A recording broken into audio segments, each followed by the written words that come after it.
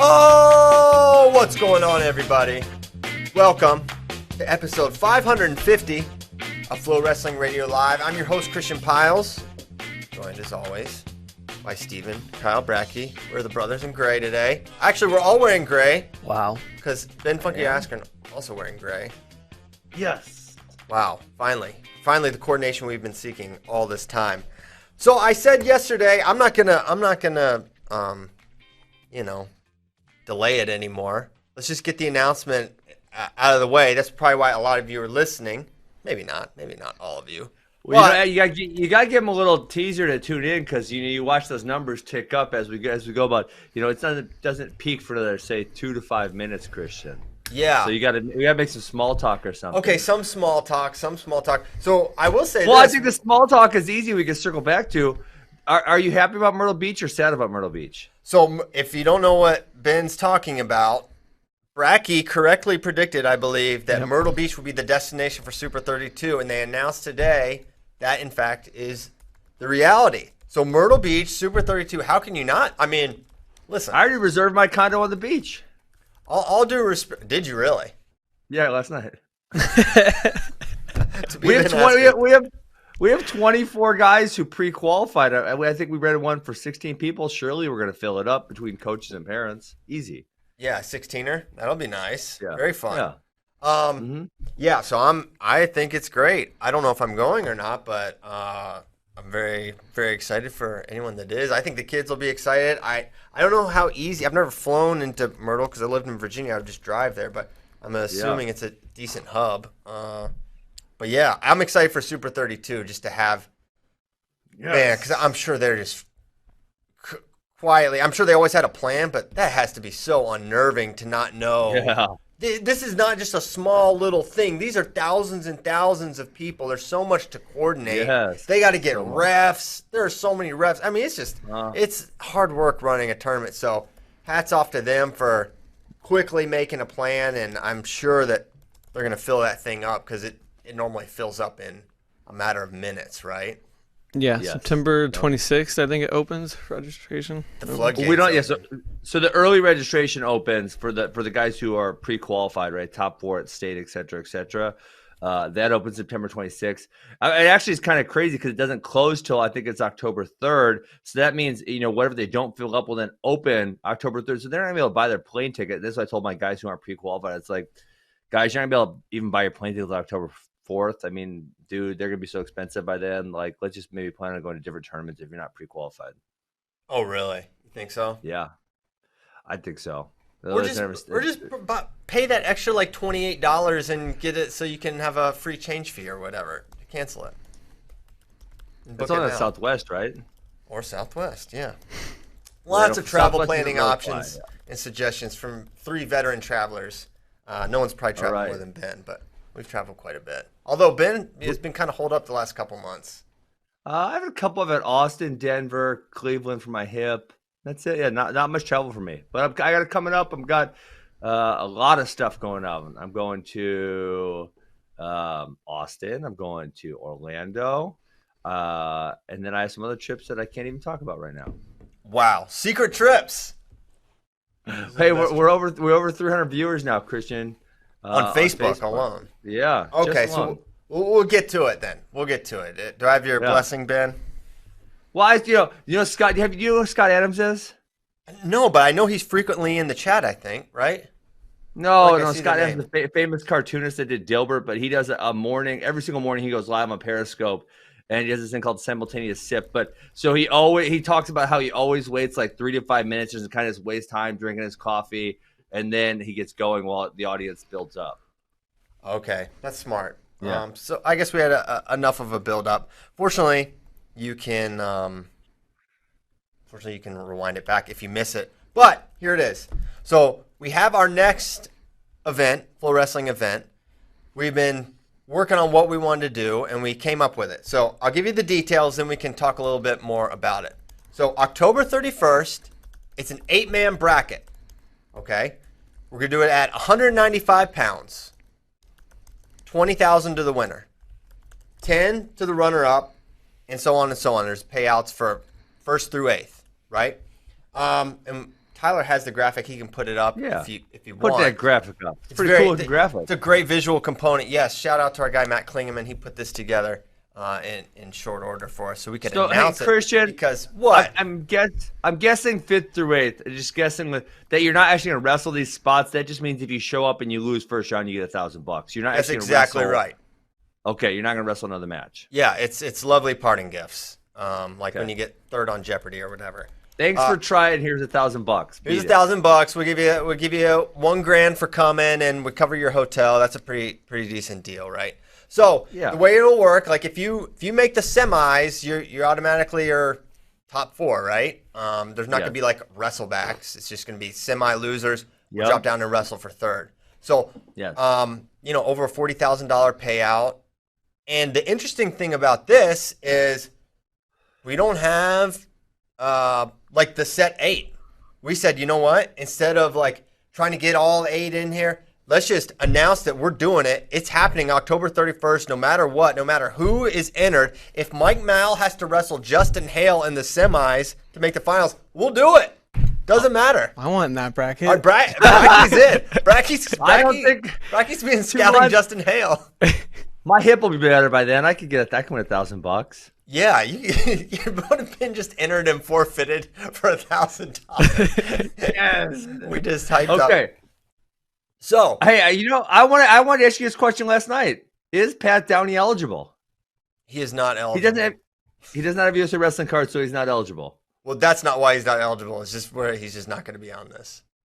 Because he's a douchebag or what? Because why? We've been through this, Ben. Why would you wish that on us? Right.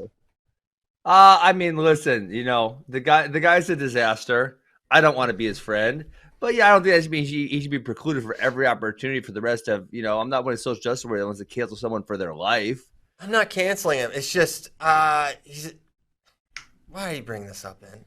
Okay, we'll cancel Pat Downey. I don't like him. I'm not canceling him. I'm just saying, he's not canceled. He can do whatever he wants. Okay. Just canceled him. Hold on. Let's just be clear on what cancellation is. Cancellation is this guy should never be allowed to wrestle again, and I don't think he should be anywhere. I'm not canceling him. I'm just not inviting him to my house, right? I'm not saying he shouldn't be able to exist and make a living. I don't want him involved in the event. Okay, it's fair enough. Yeah, that is fair. He's not canceled. So don't say I'm part of the cancel. Now you got me fired up, Ben. Jeez. Well, he's kind of canceled. If we're not letting him in, Christian, he's kind of canceled. And listen, I said I have been against this guy for like 2 years. I was against Pat Downey before it was cool to be against Pat Downey. Way before. I was leading the charge like this guy's a flipping idiot. Yeah. That being said, again, I'm all for people, as long as they don't break the law and they're not supposed to be in jail, they should, have at least a little bit of opportunity, or maybe have some opportunity for forgiveness. They reform their ways. Yeah. Which I don't know that he's done that. Yeah, someone else can go ahead and do that.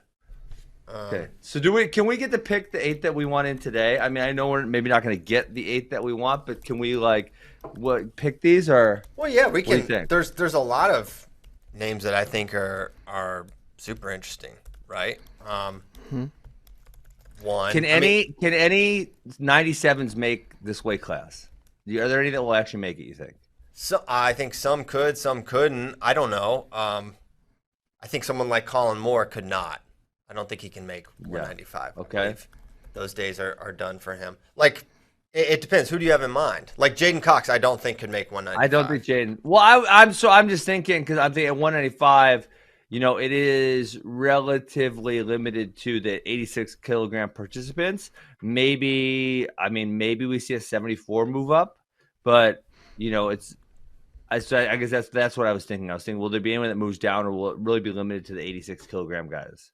Yeah, I mean, I think that as we've been talking about this, it'd be really interesting to see a lighter guy just throw his hat in the ring, right? Like a Kyle Dake. Absolutely. What if Kyle Dake said, "I could win this. I made the Olympic trials finals at 189, weighing 170 something, right?" That'd be awesome. Yeah, see him in there. I think we could see like a Sammy Brooks, Miles Martin. I don't think DT timing wise would be in this event. Of course, if he wanted to, he would probably be an immediate favorite to win it. Just win 3 matches, take home $20K. Yeah. Like would Ringer, I don't know if Mock Well, could make obviously, it. Bo will probably want Yeah. in him and Ringer Wrestling this weekend. The other one, hey Christian, I kind of texted you and I said Amin, and you said he can't NCAA. win money, but I know there's golfers, right, that play on in the PGA, and then if they were to win the money, they turn it down, right? Okay. Could he do that? Is that a possibility, or is it not because it's not for a world team? Like, I mean, obviously we don't know, right? We definitely don't know what the NCAA. We complained about them yesterday. We have more complaining about the NCAA to do today after we talk about this. Great. Yeah, because I was getting irritated as I was speculating about how cool this could be. Like, oh man, it'd be awesome if Aaron Brooks could enter, but unfortunately, Oh, can Aaron Brooks enter? I mean, he can. I think he could do it, but probably not. Actually, the NCAA's got us probably two different ways. One, he couldn't get money. Two, with the competition rules or whatever, between. But so how's Kirkwood wrestling this weekend then? I don't know. Is there any money on the line? No money on the line, and maybe because he's not enrolled fully or something like that. But they can decline the purse. That's what happens in the PGA. They win and then they say I'm not interested because I have eligibility, right? So they could do that for this tournament also. Yeah, I mean, yeah. Come on, Aaron Brooks. Come on, Miles Amin. That'd be amazing. It'd be incredible to have those guys. I was thinking two Panther trains, Drew Foster and Taylor Lujan. That would be really fun. Oh, I'm in. Yeah, and Lujan, freaking guy, putting it all together, one seed at NCAAs, and then boom, doesn't get to happen. I'm not sure. That's a big question. I don't know where everyone is with their training, but you got 6 weeks. Hopefully, you're in a somewhat decent level of shape. We feel like guys are gonna be able to turn around and enter. Someone else that could be interesting is Zahid Valencia. What if he rolled up? Yeah. Well, I don't see why he wouldn't. There's no good reason for him not to wrestle. No. Right? No. And I mean, there's so many guys, really. I mean, this is it's one of the reasons we targeted this weight class. We were between a couple, and this won't be the last of these, but we said, hey, we feel really confident. There's so many good guys here.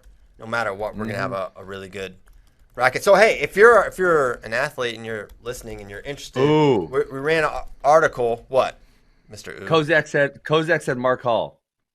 I think he's injured. I'm in. Yeah. He's injured? Yeah, that's why. Remember, he didn't wrestle at Chael's thing because he was injured, remember? He was supposed to wrestle McFadden, right? Am I remembering this correctly? No, it's just Tommy Gant. Oh, Gant. McFadden filled in for him. McFadden filled in. Yeah, he was supposed to wrestle Gant. Didn't happen. So, yeah, unfortunately, no. Maybe David McFadden throws his hat in the ring. He'd be really small, but why not? Here, hey, if you're interested, many of you have our contact information. You can reach out to that. But if not, just email flowwrestlingevents@flowsports.tv and let us know you're interested, and we can reach out. There's a lot of ways to get in touch with us, but we figured that would be one kind of like centralized way. But we won't limit. So, Christian, if 35 guys send their hat in the ring, how do we pick them? Good question. Is there a board that we sit down and we just start crossing them off? Yeah, it'll be internal discussions, I guess, based on. I mean, there will have to be a paring down. We're going to have more than 8 people interested in this. We're going to have to make determinations based on accolades and viewership, interest to fans of which 8 it'll be, right? So we're not going to pick names out of a hat. I know that much. We're going to be strategic with it and try to provide the best possible event for our wonderful subscribers. So that's the plan. So can I bring up my idea that I ran at you last night? Can we discuss that, or is it about the bracket? Does it involve Pat Downey, or what is it? What's the idea? It's not involved. Listen, it does not involve Pat Downey. Okay, then go ahead. Unless he were to somehow be allowed in the bracket, then it would involve him. So here's what I think we do. Maybe we could do this the night before, and we could do it live, and it would be hilarious. Or maybe we could do it like on a Zoom call. But I think we do a lottery draw, and these guys get to pick their spots in the bracket. Right? You pick spot.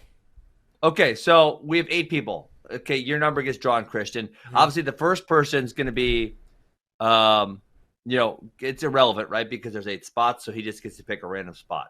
The second guy draws, right? And they say, oh, well, the first guy's really tough, so I want to be on the opposite side of him. So I'm going to pick the bottom side, right? The guy on the top side. Or they might say, hey, that first guy, he's a bum. I can whoop him for sure. I'm picking right next to his spot. We're going first round. So you have this thing where these guys are essentially they're being forced to call each other out. And I think it would create a lot of drama. I believe they did it on the early Ultimate Fighters. I'm not 100% sure that they did, but I feel like they may have. Yeah, so I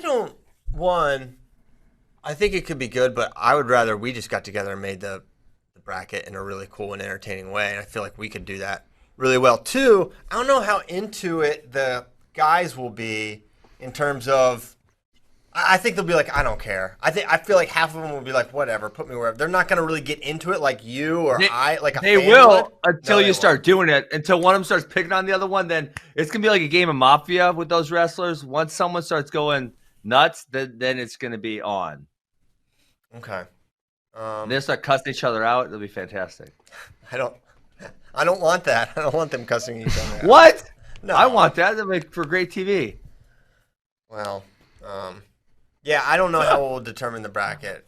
Well, I do. We will pick it probably. Okay. Dang it. Yeah. I lose again. You don't lose. We'll see. Who knows? Maybe we'll make it. Michael Andrews is on my side in the Facebook chat, so that's positive. All right, you got Mike. Joe Gilpin said Sebastian Rivera, full-size 195-pounder. Let's go, Seabass. Yeah. Who is the smallest person you think could have real success at 195? Dake. I don't think you could go no smaller than that? No, there's no way. No way. Impossible. Mm-mm. 3-hour weigh-in. Yeah, Dake would have a decent shot at winning. I do believe. Is there any foreign guys? Or the Russian visa still shut down? Because it would be nice to have a little foreign flavor. Who's it? We could get what's Blanco? Is that the Cuban 86's name? We get him in there. Tor Blanco Caralta? Yes. Yeah. Yeah. Oh, if he could make, I guess he could make it. Dude, when he wrestles DT, he looks big. I think 195 would be a problem. Also, he lives in Cuba, which it's not very far away. You're right, Ben. You're right, but there's some political. It's a whole thing, but I guess it's been the restrictions have been. Oh my gosh! You know who I want in the bracket? I just thought it just came to me. Tell me. Yoel Romero. Oh my gosh! I want Yoel in the bracket. Someone call him. I'll call him. I don't have his number, but I'll definitely call him. That would be awesome. He makes 185. So yeah, he can make 195. Let's do it. Well, I know how some of these MMA weight cuts go and work, and they're like, they're not exactly. Although I would imagine Yoel does it the right way. He misses weight like half the time. He's terrible. Yoel does? Yoel misses weight all the time. Then 195 would be a real problem on a 3-hour weigh-in. Pounds. No, it's 10 more pounds though. But he misses 185 day before. Barely, but he always misses by like half a pound. It's not like these jabronis where they miss by like 6 pounds. He'll miss by like half a pound. So so Robert Whitaker, UFC 225, he missed by 0.2. Okay, he did miss by 2 pounds against Luke Rockhold. 2 pounds? He's always like, okay, if we can get Yoel Romero in, I'm bumping the weight class up to 200 pounds, and these guys can all deal with it. No, we're not changing the weight. There's no negotiations. For Yoel Romero, we will change the weight. Yoel, if you're listening, we want you in bad, and I will get this weight class changed for you. That won't happen, Yoel, but you're welcome to make 195 on a 3-hour weigh-in and make $20,000 if you win. That's how it's going to work. A number of people keep asking in the Facebook chat, U.S. wrestlers only? Like, I don't see why international guys can't enter. Yeah. We assume it'll be domestic, right? But obviously, if an elite foreigner wanted to come, we would welcome that. We just are there any other good? Are there any other good 86s in Pan Am stuff besides Torreblanca? Ceballos, what's that guy's name? Ceballos Fuentes. Where's he from? Well, isn't he good a few years back? But he hasn't been good recently, right? No, he hasn't been good recently. But listen, if we're talking Pan Am elite at a certain weight, that's not America. We're sort of limited here. There's not a lot. What about Jaime Espinal? He took a silver in the Worlds. That was crazy. In the Olympics. That was wild. That was wild. Max Techfold him that year in 2 periods straight. What Yikes. How did that happen? Weird. I have no idea. His side cleared out a little bit, but he still beat some dudes. Yeah, he did. Unbelievable. So, okay. Yeah, we're excited for this. We think it's going to be really cool. October 31st. And athletes, let us know. Hit us up. We can talk more about it intermittently throughout the show, and I'm sure we will. But this is a big show. And Ben Askren has to leave early to make sure his hip's good, and he needs to get yelled at to stay on his crutches. So we want this appointment to happen. Not too early. Only 9:25. Yeah, not that early. We're probably going to get out that time anyways. Ethan Ramos. We could get him in. He wrestles for Puerto Rico. Okay. Yeah, sure. I'm looking at the Pan Am bracket right now. Let's see. Who's Ed Ruth? Why did this guy Matt, I'm with you. David Let's Taylor? get Ed Ruth in there. What'd you say about David? Ed Ruth's so small. This guy at the Pan Am Finals forfeited a Dave in 10 seconds. What was that all about? I don't know. That's weird. The Peru guy. Highly weird. Yeah. Ceballos Fuentes lost to David 10-0, but he only lost to Torreblanca 2-1 in the third place match. I'm in for him. He would be good to add. Venezuela. Do you know 20,000 USD would go in Venezuela? They've had like 10,000% inflation in the last year. Yeah, everyone This man knows that. he would buy a gigantic beach house for $20,000. Yeah. Let's go, Ceballos Fuentes. He beat Salas. That's how he got on my radar back in 2015, I think. 2015 Worlds, he beat Salas. So that was cool. Who's got a contact for Ceballos Fuentes? Who doesn't? Probably nobody. Okay. So, whoa. We'll talk more about this. Did you see what John Kozak? He needs to be like in our earpieces, so we don't have to read it on Facebook.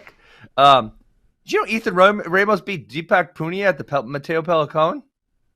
I think I do remember that happening. You don't remember it. I don't remember that. I don't remember that. That's a big win, though. I remember Ramos Deepak snuck in beating a good guy. Yeah, let's go. Let's get Deepak in the mix. I'm in for it. But India's getting crushed right now. They have like 10x the cases of America every single day. Yeah. That's very tight quarters in India. Mm-hmm. You can see it spreading quickly there. All right. Are you good? Can we move on to the next thing? Or are you going to throw in a random Pan American? Well, I might come back and think like, oh my gosh, I forgot about this guy. You know, are you going to not want me to talk about how many awesome 195s we can find? No, I don't want you. I don't want you to stop. I would never stop. Who else? And what about like an old coach? Like, you know, like, I mean, I think you texted me. Gabe Dean would be interesting. I don't know if he can make this weight class anymore. And we need some other interesting people in the mix. I think he can make it. I do too. 210 maybe. Full feed, obviously. Yeah, I think Gabe. Yeah. Gabe would be a good one. Maybe someone like Nick Heflin. I could see him getting in there. That's interesting. Throwing some guys. Nate Jackson's always fun. So he's 86, right? Yeah, 86. Yeah. Cool. I'm in.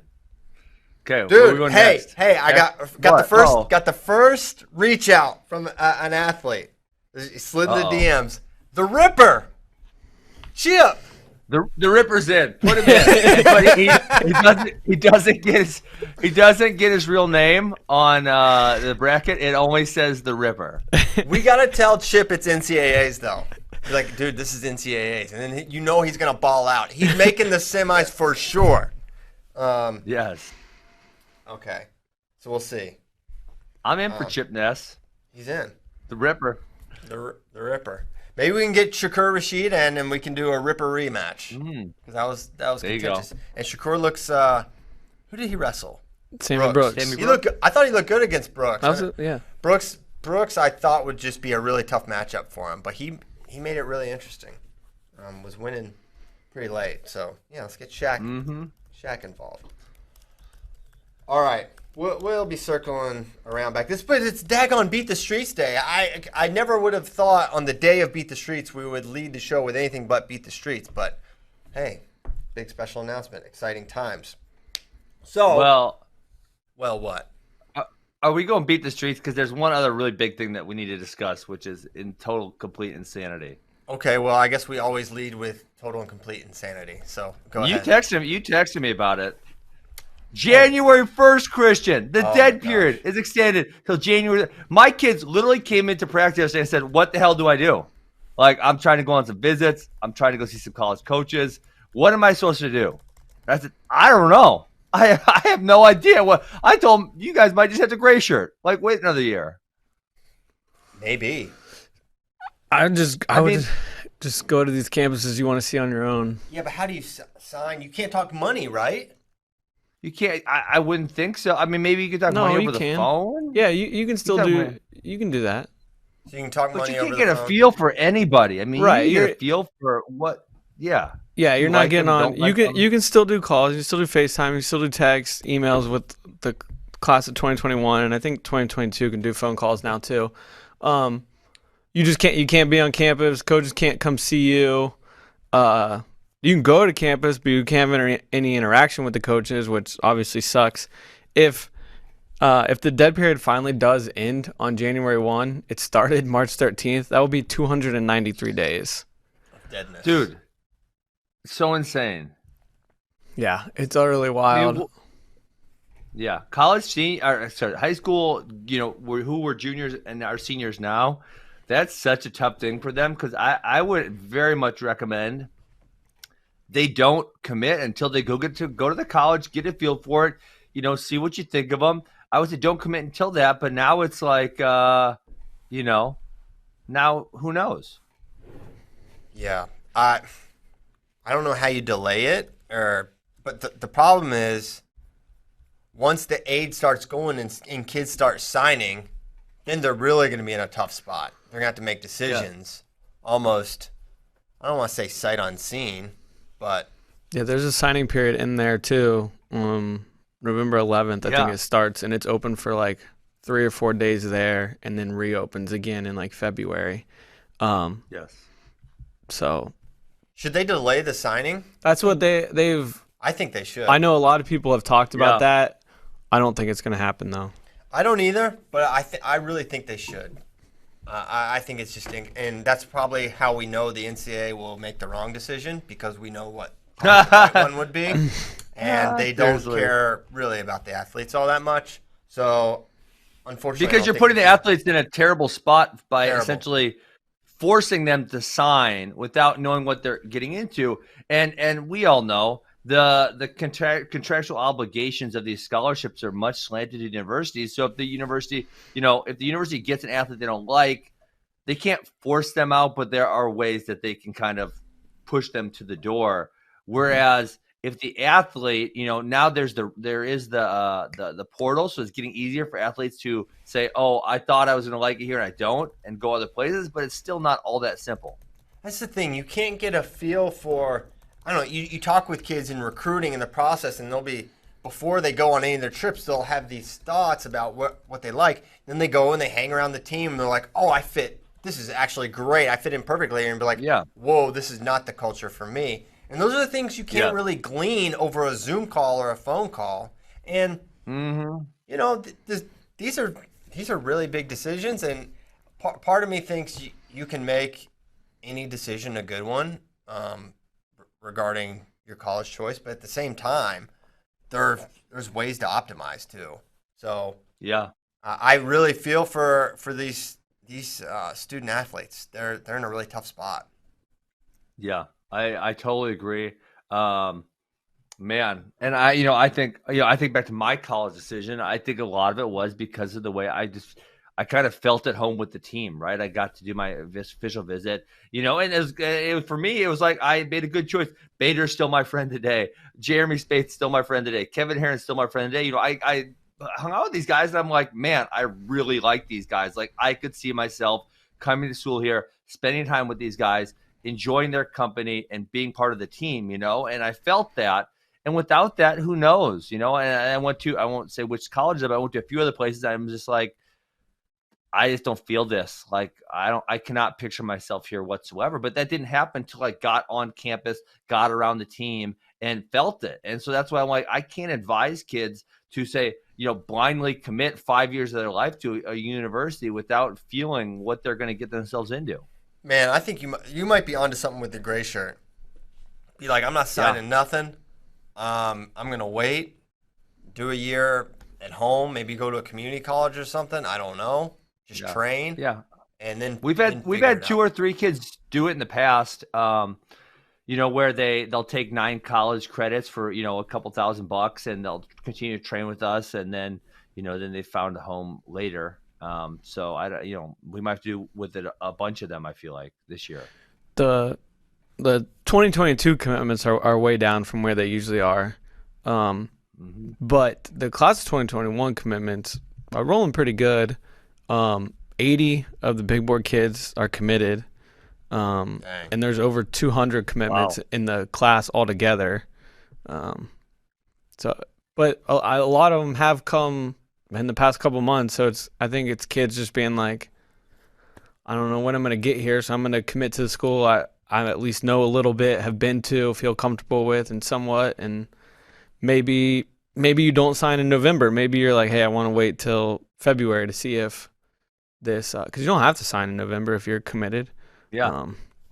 School might try to pressure you into it, but yes, that's exactly it. Is the school might try to pressure you, and that I've said before, that's one of the things I don't like about the recruiting process is these college coaches try to use so much pressure as a tactic, and now they're obviously going to be able to do so. It's like, if you don't commit now, I have to go spend this money somewhere else, and it's kind of a valid point. So I kind of get it a little bit, but then it's a tough situation for the kids. Yeah, highly annoying, very difficult. Good luck to the kids making the decisions, and as we learn more, we'll let you know. Sorry about the dead period. I'm sure the coaches are super frustrated as well. There was a thought. I know Tony, talking with him, he's like, "Yeah, maybe in October it'll get lifted," but I don't think anyone saw it getting extended all the way through the end of 2020. I didn't see that coming. Seriously. I thought they would just continue to do it a month at a time. Yeah, that's literally what they've been doing since March. And I'd said on here a few weeks ago, I'd heard that it was probably going to be October.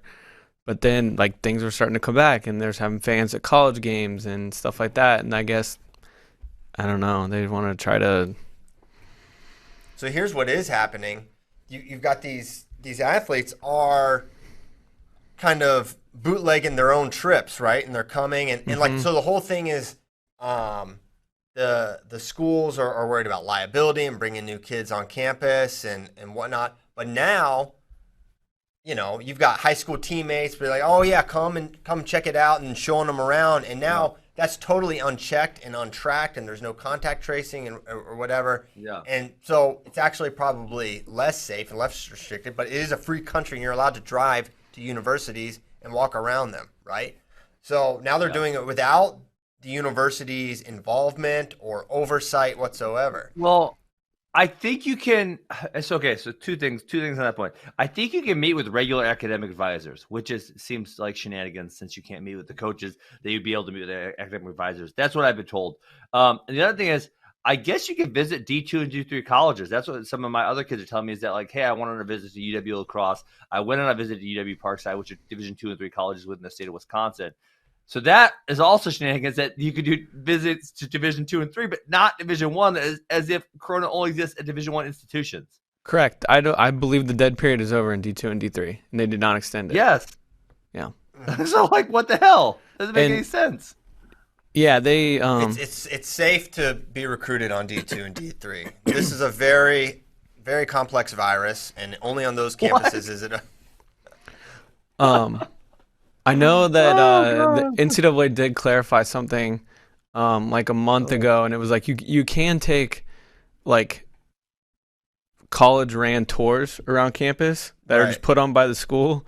But they clarified, because this is what it was mainly for college football because this is what college football programs were doing was they were like a member of the football staff cannot be part of the tour. Well, I was immediately like, okay, Tom Brand should just give the Iowa tours, right? To these and wrestlers. they said no one in the athletic department can give the tours. It'd be so funny to be on like a tour with Tom Brands, and it's like, you know, you got 10 like regular students that are interested in like the architecture program, and then they just spend like 3 hours in Carver Hawkeye and going over their strength and conditioning. Well, that was the other thing is you cannot go to any athletic facilities unless those were already part of the tour before. Wow. So, see how stupid is that you can go to other college stuff with a regular thing, but there can be no athletic component. It's just, it doesn't make any sense. It makes zero sense at all. Yes, makes no sense. Oh and what we've seen throughout this thing, and you know what? It is the nation's first time dealing with anything of this magnitude, you know, in 100 years. So I give a little bit, but it's just the inconsistent application of stuff, not just athletically, just across the board, that I'm like, well, which is it? Is it this or whatever? Can't get on the same page. It's unfortunate. Hopefully it gets better soon. All right. Freaking wrestling is happening tonight. Daggone it, Ben. 6:30 Central, 7:30 Eastern. No. Last night was kind of crazy, Christian, because there was Super 32 announced, Dead Period was announced, and then you guys announced a tournament this morning. So that's all like 3 kind of big talking points, all like boom, boom, boom. Yeah. No, it's great. Except for the Dead Period. That's not great. So, well, we did this. I forget what last time we did this or what we were betting on, but we bet push-ups and stuff. Well, we should do another. We have our FloWrestling betting lines for tonight's event. We should spend our fake money and bet real push-ups. What do you think? Listen, I'm not betting anything till Bracky does his push-ups for me. You can bet. You can still bet. He'll do the push-ups. I'm gonna do the dang push-ups. I'm just not gonna do them on the table. Look at this guy. You think 50 push-ups is anything for him? Come on, in his sleep. Bracky, give us 5 push-ups just to make it. You know, give us he's not gonna do push-ups on the the table. Come on, I'm not doing push-ups on the table. Why not? He's got too much pride. I'm just not climbing up on a table and doing push-ups. He's Show people how strong you are. Because clearly, I don't need to show people that. They can see it just by looking at me. Yeah, that's true. And 2, I don't know how much 5 push-ups is going to prove either. That's true. He's going to say, dude, 5 push-ups? Bracky is a beast. He just cranked up 5 like that? Like 5 in a row. I'm serious, dude. I saw it. You could do one of those who's at Reese Humphrey. They used to do the ones where you like flip around, you know, do a push-up and then like do a 360. Those are easy. You know, or those are too easy. Clap your hands behind your Way back, too easy. Yeah. We like to do them the old school way with grit on our knuckles. No fancy flips. All right, so we've got our lines. Let's go over them. What do you say? Okay. Yeah, I'm just disappointed that I can't get Brad Cage doing any push-ups. You never did your push-ups. That was from like 2014. And you never did them, so I don't. I don't even recall this. I don't recall this, Christian. You might be making this up. Bracky doesn't recall. I don't recall that. Bracky doesn't recall. So until he recalls it, he doesn't owe you push-ups. Now we're even. Okay, so the first betting line, the main event, Yanni Diakomahalis versus Vladimir Kinchikishvili. Very short names. It's Kinchikishvili is a slight favorite at minus 125. The spread at 0.5 point. Over under 10.5 points. Thoughts on this line here, Ben? I would not bet this because it's all so close, right? There's none of those that I feel I'm really comfortable with. This one, I think that I'm going to win for sure. So I think I'd probably pass on this line. I wouldn't bet anything here. Who do you think wins? Yanni in a really close one, but you know, again, I think it's I don't want to say a coin flip, but yeah, somewhere close to there. And that's what the betting line reflects is that. And so, you know, usually when those betting lines reflect that, and I actually feel the similar way, I usually don't bet those fights. Yeah, I do think it's close. I'm leaning Yanni. I think Yanni could win. I just think he's gonna be super prepared. He's been in this spotlight before.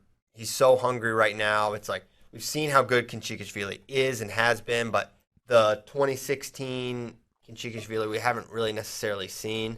And I think Yanni has proven he can wrestle these internationally elite guys. He has a common opponent win over Musakayev, I believe, who beat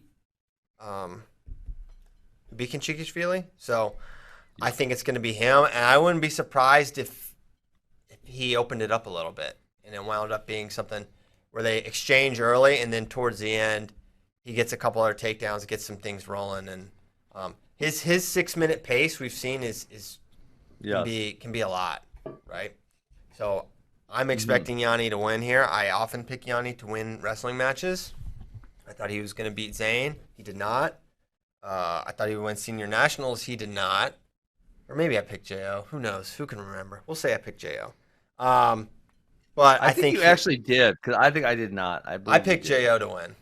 I think I was the only one, actually.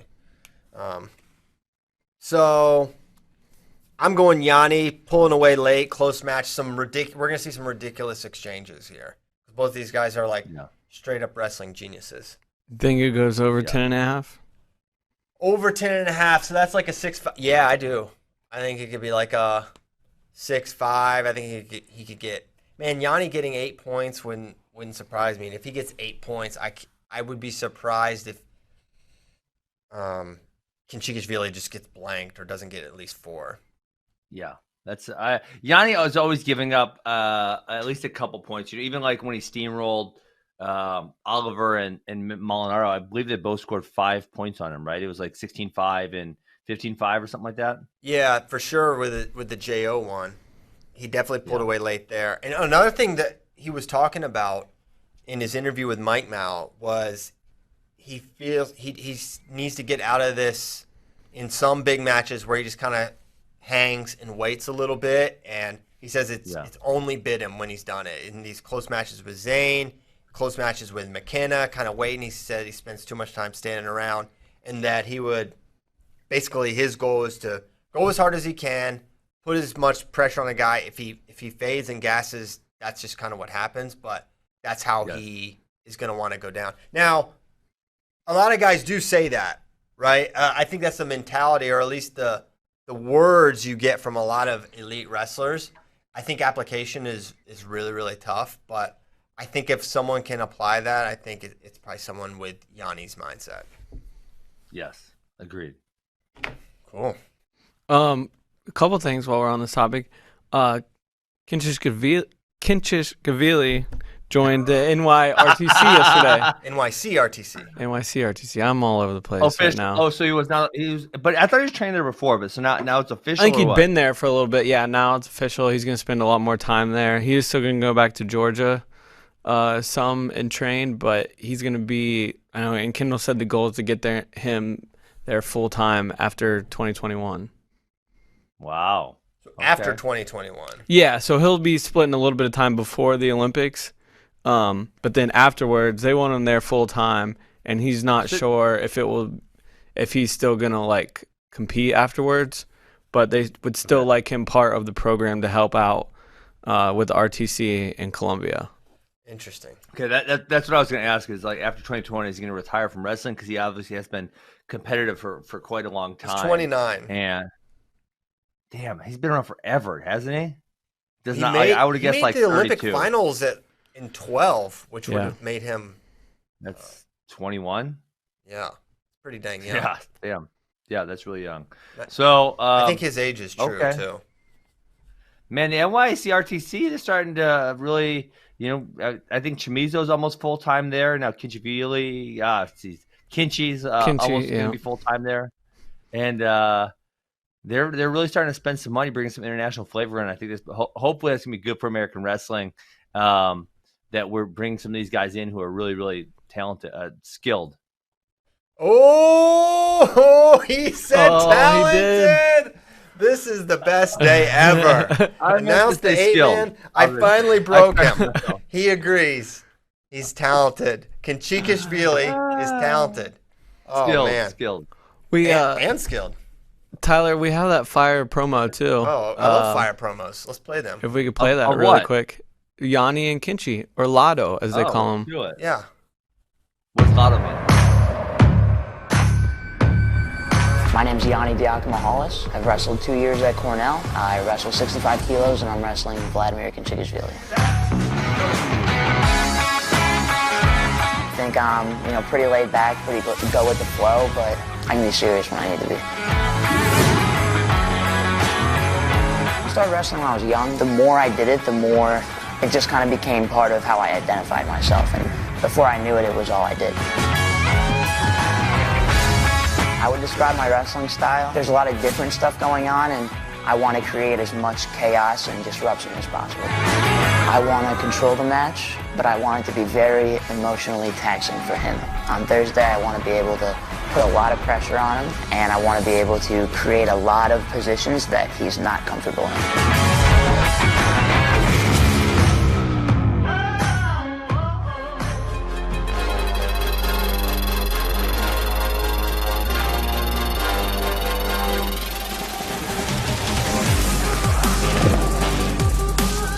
My name is Vladimir Kinchikashvili. I am Georgian wrestler. When I was young, 8 years, don't know anything about life. I start wrestling, and in my mind was only one thing: I want to be Olympic champion. Your gold medalist and winner, Kinchikashvili of Georgia. Он голодный, у меня опыт, так что посмотрим. He said each of them got some pluses. Yanni is young and he's hungry to wrestle, and Lada has experience and will be a very interesting match. What do you think is going to happen on Thursday night? Я буду доволен. He's saying, I think I will be happy.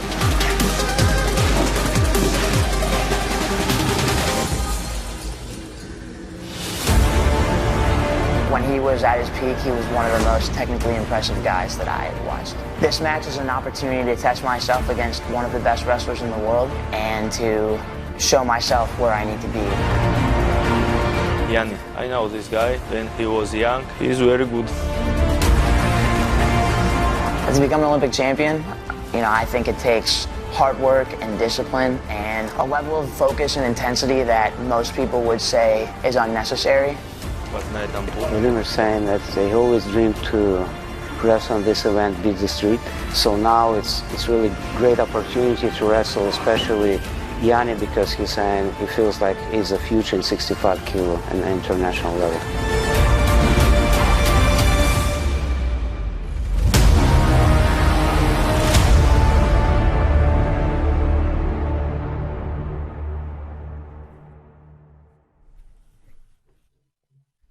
Boom. Tonight. Like it. Mr. Beat the Streets, Yanni. Back-to-back years. And against, Bajrang was number one in the world, and then Kinchikashvili is former Olympic champion. So really two really awesome opponents. I did see the Kyle Dake weights in the background of the little barn. You guys see those? Oh, yeah. Pick up on that? That's his, and then the other thing garage. That's Kyle's garage. Oh, is it really? Mm-hmm. Oh, that's wow. Where we shot that other stuff, yeah. Oh, I did not pick up on that. The other thing was, those are Spieth Anderson mats. That company hasn't been around forever. Can't these guys get some new mats? Someone needs Dahmer, maybe sponsor these guys, throw them some new mats. Spieth Anderson, that's like 30 years old. The Dake mats, the Dake garage mats, is that what you're talking about? Yeah, because you can see at the bottom of them, they had the SA on them. That's Spieth Anderson. That company hasn't existed for very many years. The mat looked great. Listen. Man, so I remember at Gap, we had this old mat from the Deaf and Blind School, which didn't have a wrestling team anymore. It was the thing was like from the 70s or 80s, like early 80s. And it was the softest mat ever. It was like the guys wanted to practice on it more than like the brand new, whatever. I don't want to say the other brand name because they'll just get mad. But it was like an amazing mat. So yeah, the oldies can be goodies. Not everyone just gets the new bright shiny object, Ben. Okay. Try to keep these guys safe. I don't want them injuring themselves on old mats. Yeah, well, some of the new mats are very painful. Not painful, but more painful than other ones. A little stiff, a little harder. They're stiff, yeah. Yeah. Now then again, there's the old Wisconsin mats, which. Did you ever mess around on those before they got the new ones? They were so soft, you could stand there for like a couple minutes and you would just sink down in. And they were, and you would go back and then you would come out and your footprints would still be in there like minutes later. It was like clay. Yes. It was So bizarre. It was like super soft. And then Matt McDonough ran arm bars on Kyle Brackey for like 45 minutes. Yeah. And it was pretty hilarious. I've never felt an arm bar like that. It was insane. Yeah. I remember Spencer Lee was teaching some arm bars. This was 2 years ago when he was here.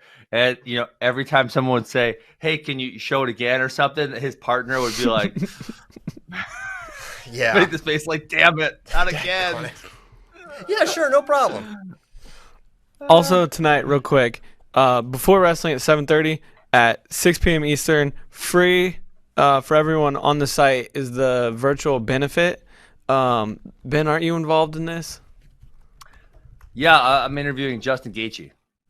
Awesome. Ooh. So a lot of really good stuff. I think Jordan Burroughs and Jaden Cox, Helen Maroulis are all involved in some way. So if you're looking for something to do, you can't wait for wrestling, tune into that. It'll be free at 6 p.m. on the site. And also, bottom line, this is about this telethon and everything is about raising money for Beat the Streets. They have a goal of raising, I believe, $650,000. They raised over $1 million last year.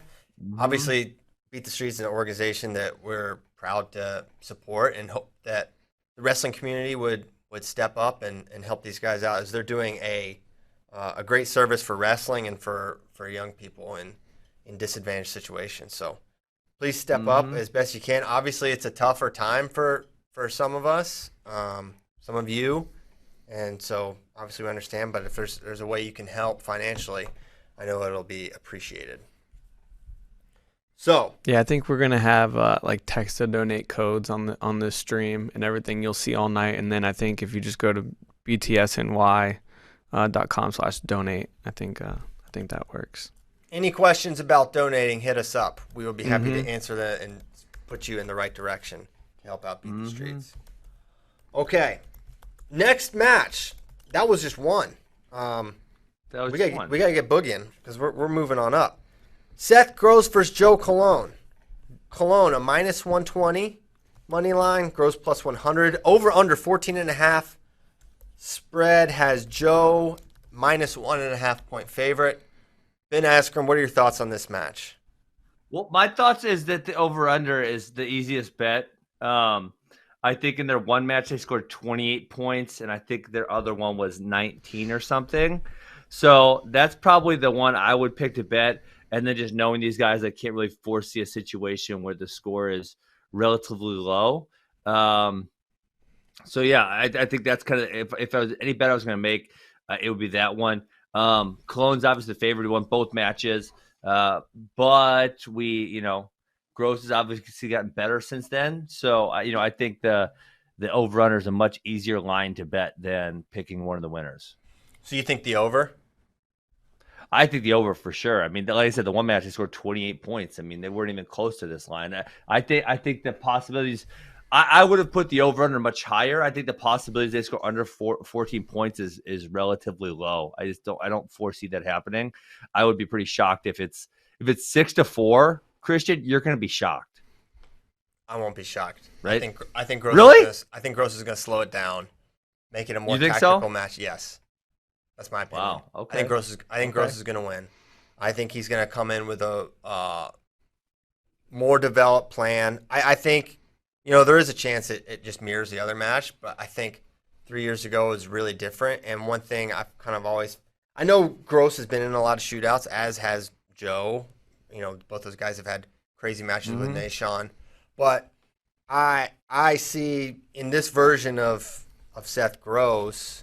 You think about the Nick Suriano match and where he's real strategic match, right? And similarly with NATO, I think I like Gross here, although Joe, I understand why the money line is for Joe. I think Gross at plus 100 and the under. That's my thought. Yeah.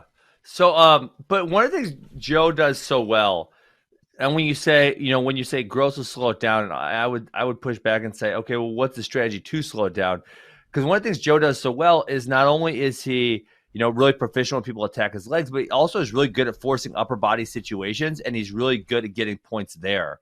So it's like okay, he's going to tie him up with an underhook or overhook or 2-on-1. And, that would typically be a good strategy against someone who's great when you shoot on them. What do you guys got? You guys got exciting news over there? Yeah, man. Well, we're just looking. Miles Amin slid into DMs and put the eyeball emoji over the 8-man announcement. Can he wrestle? He's the one sending the eyeball emojis. I didn't send the eyeball emoji. Miles. Listen, put him in.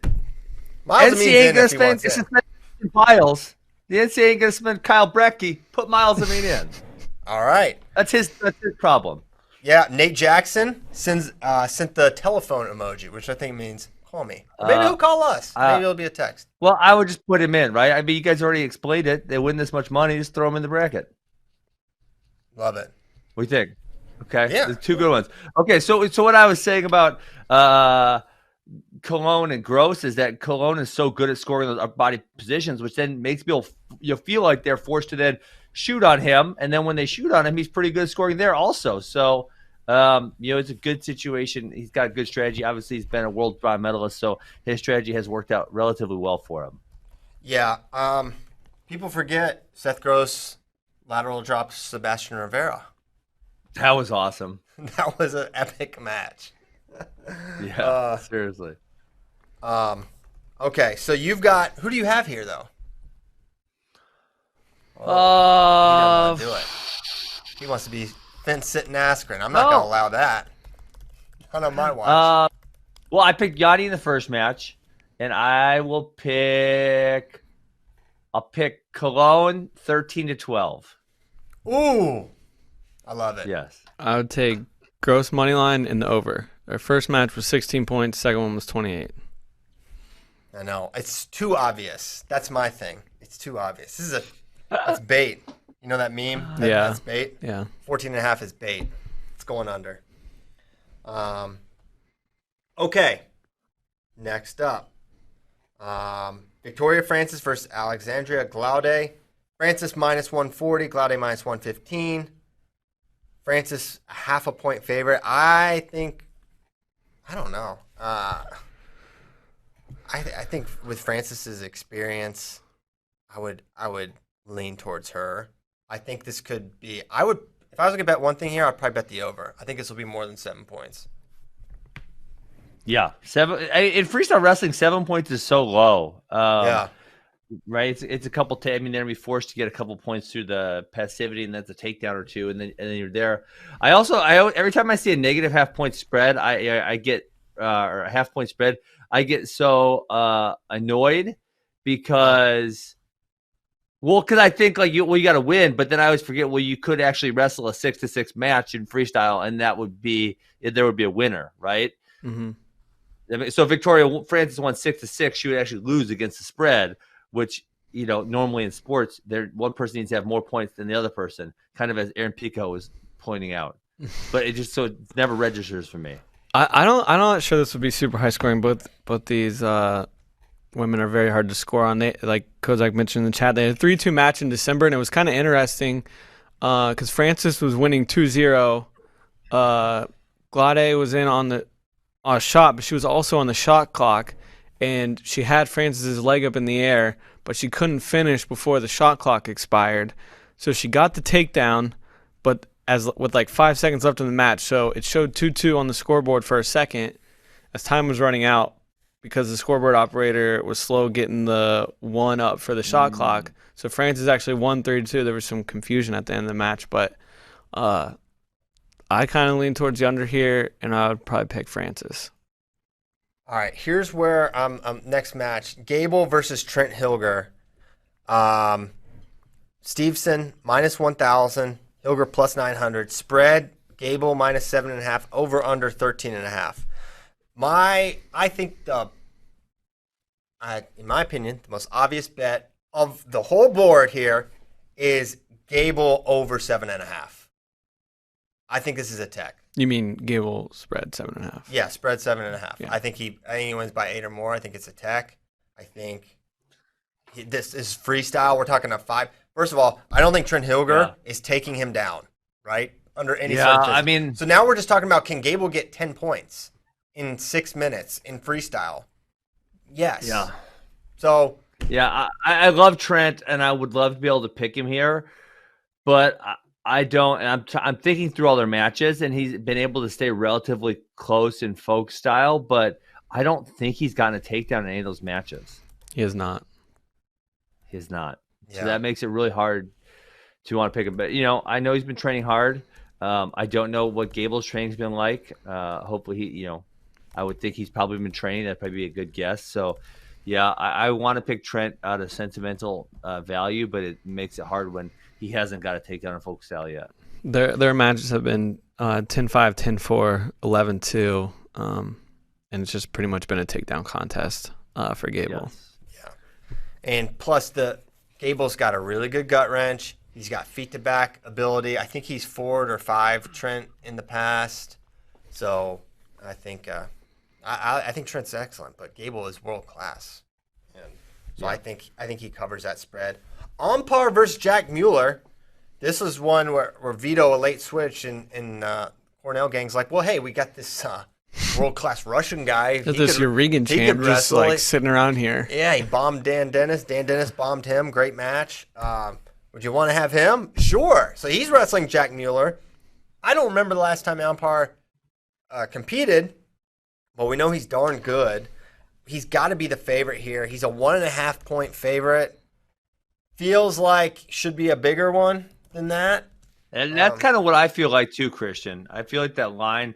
I mean, Jack Mueller didn't he lose 8-0 to Roman Bravo Young? Yeah. So I mean, Roman Bravo Young never won the Urigan, or you know what? He's right. Seems reasonable. Never won the Urigan. Rustam. What? Did you know it says Rustam Armpar wrestled in college matches? What? That can't be right, can it? What college? I just googled it. It's on WrestleStat. It says he wrestled 5 matches. He entered an what? open. Where did he enter? What? It was. It doesn't say what open it was. It was on November 4, 2019. I would guess this is like maybe Southeast Open. Because look at all these teams he from lost the to South. Jamel Morris and Paul Conrad. What in the world? That's right. Now I want to pick Jack Mueller after looking at that. It was the NC State one. Oh my gosh. Well, he's not. He doesn't know. He doesn't know the folk style. He does not know how to wrestle folk style. Yeah. Wow. Yeah, concerning. Okay. Well, maybe not. Ampar been out in these streets. He was like 2009 Junior World Silver. Made the 2014 Urigan, but was in the finals again in like 16.